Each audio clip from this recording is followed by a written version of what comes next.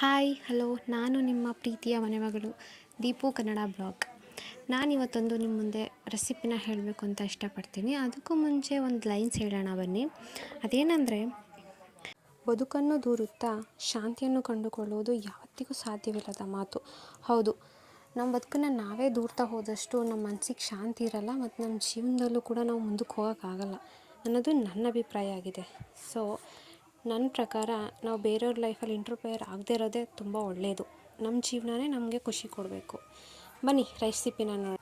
ನಾನಿವತ್ತು ಮಾಡ್ತಿರೋಂಥ ರೆಸಿಪಿ ಬಂದು ಮಸಾಲ ಚಿತ್ರಾನ್ನ.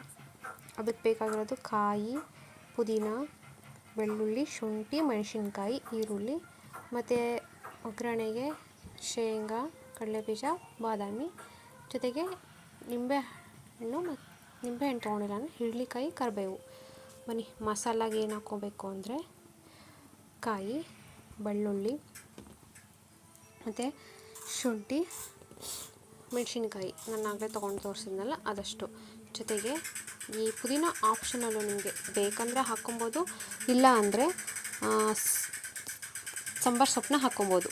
ನಾನು ಸಾಂಬಾರು ಸೊಪ್ಪು ಸ್ಕಿಪ್ ಮಾಡಿ ಪುದೀನ ಹಾಕಿದ್ದೀನಿ. ಬನ್ನಿ ರುಬ್ಬೋಣ. ರುಬ್ಬಿ ತೊಗೊಂಬಂದಿದ್ದೀನಿ, ತರ್ತರಿಯಾಗಿ ರುಬ್ಬಿದ್ದೀನಿ ನಾನು ಇದನ್ನು.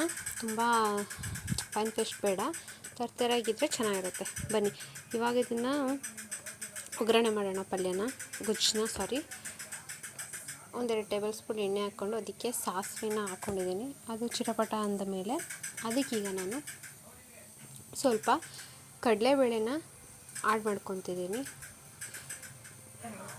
ಕಡಲೆಬೇಳೆನ ಆ್ಯಡ್ ಮಾಡಿಕೊಂಡು ಅದನ್ನು ಸ್ವಲ್ಪ ಹಾಗೆ ಕೈ ಆಡಿಸ್ತಾ ಇದ್ದೀನಿ, ಕೈ ಆಡಿಸ್ದೆ ಬಿಡದೆ ಅದು ಸೀದು ಹೋಗುತ್ತೆ. ಅದ್ರ ಜೊತೆಗೆ ಶೇಂಗಾ ಅಂದರೆ ಕಡಲೆ ಬೀಜನ ಆ್ಯಡ್ ಮಾಡ್ಕೊತಿದ್ದೀನಿ ನೋಡಿ. ಸ್ವಲ್ಪ ಹಾಕೋತಿದ್ದೀನಿ, ಅದಷ್ಟು ಇಷ್ಟ ಆಗಲ್ಲ ಅದಕ್ಕೆ. ಅದನ್ನು ಸಹ ಕೈ ಬಿಡದೆ ಆಡಿಸ್ತಾ ಇದ್ದೀನಿ, ಇಲ್ಲ ಅಂದರೆ ಅದು ಸೀದು ಹೋಗುತ್ತೆ. ಸೀದೋದ್ರೆ ತಿನ್ನೋಕ್ಕಷ್ಟು ಚೆನ್ನಾಗಿರಲ್ಲ. ಕೆಲವರು ಅದನ್ನು ಮೊದಲೇ ಕರೆದಿಟ್ಕೊಂಡು ಆಮೇಲೆ ಮಿಕ್ಸ್ ಮಾಡ್ತಾರೆ. ನಾನು ಜೊತೆಗೆ ಹಾಕ್ಕೊತಿದ್ದೀನಿ ನೋಡಿ. ಮತ್ತು ಇದ್ರ ಜೊತೆಗೆ ಆವಾಗಲೇ ತೋರಿಸ್ದಾಗೆ ಸ್ವಲ್ಪ ಗೋಡಂಬಿನೂ ಕೂಡ ಮಿಕ್ಸ್ ಮಾಡ್ಕೊತಾ ಇದ್ದೀನಿ. ಅದನ್ನು ಕೂಡ ಮುಂಚೆನೇ ಕರೆದಿಟ್ಟಿರ್ತಾರೆ, ನಾನು ಜೊತೆಗೆ ಆ್ಯಡ್ ಮಾಡ್ತಾಯಿದ್ದೀನಿ. ಸೀದೋಗದಿರೋ ರೀತಿ ಹಾಗೆ ಕೈ ಆಡಿಸ್ತಾ ಇದ್ದೀನಿ. ಈಗೆಲ್ಲ ಫ್ರೈ ಆಗಿದೆ ನೋಡಿ. ಈ ಥರ ಆದಮೇಲೆ ನೆಕ್ಸ್ಟ್ ಇದಕ್ಕೆ ನಾನು ಈರುಳ್ಳಿನ ಆ್ಯಡ್ ಮಾಡ್ಕೊತಿದ್ದೀನಿ.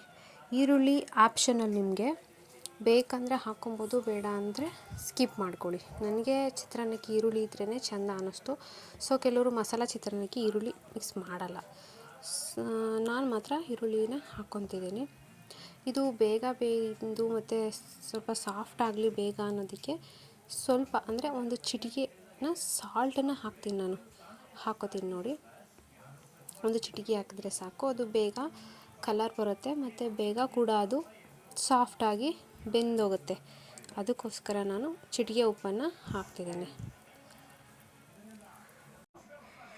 ಈರುಳ್ಳಿ ಎಲ್ಲ ಸ್ಮ್ಯಾಶ್ ಆಗೋಕ್ಕೆ ನೋಡಿ, ಸ್ವಲ್ಪ ಚಿಟಿಕೆ ಉಪ್ಪು ಇಷ್ಟು ಹಾಕಿದ್ರೆ ಸಾಕು, ಅದು ಸಾಫ್ಟಾಗಿ ಬೇಗ ಬೆಂದೋಗುತ್ತೆ. ಹಾಗೆ ಬಿಡದೆ ಕೈ ಆಡಿಸಿ, ಹೀಗೆ ಬಿಡದೇ ಕೈ ಆಡಿಸ್ತಾ ಇರಿ, ಬೇಗ ಬೆಂದೋಗುತ್ತೆ. ನಾನು ಕರಿಬೇವನ್ನ ಸ್ಟಾರ್ಟಿಂಗೇ ಹಾಕಲ್ಲ, ಯಾಕಂದರೆ ಅದು ಕೈ ಆಡಿಸ್ತಾ ಫುಲ್ಲು ಅದರಲ್ಲೇ ಒಂಥರ ಫುಲ್ಲು ಮೆಲ್ಟ್ ಆದಂಗೆ ಕಾಣಿಸುತ್ತೆ. ಕರಿಬೇವು ಹಾಕಿದ್ದೀವಿ ಅಂತಲೇ ಅನಿಸಲ್ಲ.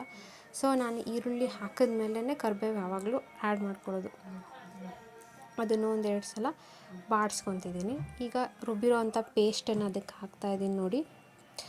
ಅದನ್ನು ಈ ರೀತಿ ಮಿಕ್ಸ್ ಮಾಡಿ ಆದಮೇಲೆ ಈ ಥರ ಕಾಣಿಸುತ್ತೆ. ಅದ್ರ ಜೊತೆಗೆ ಸ್ವಲ್ಪ ಅರಿಶಿನ ಪುಡಿನ ಆ್ಯಡ್ ಮಾಡ್ಕೊಬೇಕು,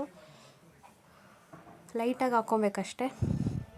ಅದನ್ನು ಕೈ ಬಿಡದೆ ಈ ರೀತಿ ಆಡಿಸ್ಬೇಕು. ಇದಕ್ಕೀಗ ನಾನು ಹುಳಿನ ಆ್ಯಡ್ ಮಾಡ್ತೀನಿ ನೋಡಿ. ಹುಳಿ ಅಂದರೆ ಹಿರಳಿಕಾಯಿನ ಯೂಸ್ ಮಾಡ್ತಿದ್ದೀನಿ ನಾನು, ನಿಂಬೆಹಣ್ಣಲ್ಲ.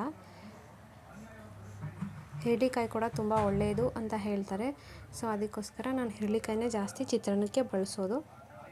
ಟೇಸ್ಟು ಕೂಡ ತುಂಬ ಚೆನ್ನಾಗಿರುತ್ತೆ, ನೀವು ಕೂಡ ಟ್ರೈ ಮಾಡಿ. ಜೊತೆಗೆ ರುಚಿಗೆ ತಕ್ಕಷ್ಟು ಉಪ್ಪನ್ನು ನಾನು ಆ್ಯಡ್ ಮಾಡ್ಕೊತಾ ಇದ್ದೀನಿ. ಹಾಗೆ ಕೈ ಬಿಡದೆ ಕೈ ಆಡಿಸ್ಕೊತಾ ಇರಿ. ನೀಟಾಗಿ ಮಿಕ್ಸ್ ಮಾಡ್ಕೊಳ್ಳಿ ಅದನ್ನು.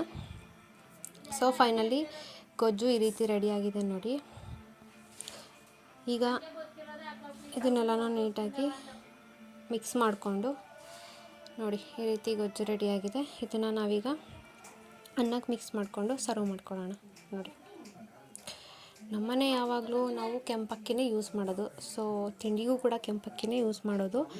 ಈಗ ಚಿತ್ರಾನ್ನಕ್ಕೂ ಕೂಡ ನಾನು ಕೆಂಪಕ್ಕಿನೇ ಮಾಡ್ಕೊಂಡಿದ್ದೀನಿ, ಅದನ್ನು ಮಿಕ್ಸ್ ಮಾಡ್ಕೊತಿದ್ದೀನಿ. ನೋಡಿ ಫೈನಲಿ ಈಗ ಅನ್ನನ ಮಿಕ್ಸ್ ಮಾಡ್ಕೊಂಡು ಅದನ್ನು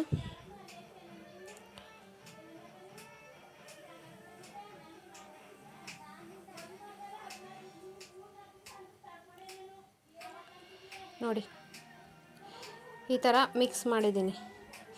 ಫೈನಲಿ ಈ ರೀತಿ ರೆಡಿಯಾಗಿದೆ. ನೋಡಿ ಪ್ಲೇಟ್ಗೆ ಸರ್ವ್ ಮಾಡೋಣ. ಇದು ನನ್ನದೊಂದು ಚಿಕ್ಕ ಪ್ರಯತ್ನ ಅಷ್ಟೇ. ನಿಮ್ಗೆ ಯಾವ ಥರ ಬರುತ್ತೆ ಅನ್ನೋದು ನನಗೂ ತಿಳಿಸ್ಕೊಡಿ. ತಪ್ಪಾಗಿದ್ದರೆ ಕಾಮೆಂಟ್ ಮೂಲಕ ತಿಳಿಸಿ. ನನ್ನ ವೀಡಿಯೋಸ್ನ ನೋಡಿದ್ದಕ್ಕೆ ತುಂಬ ಥ್ಯಾಂಕ್ ಯು.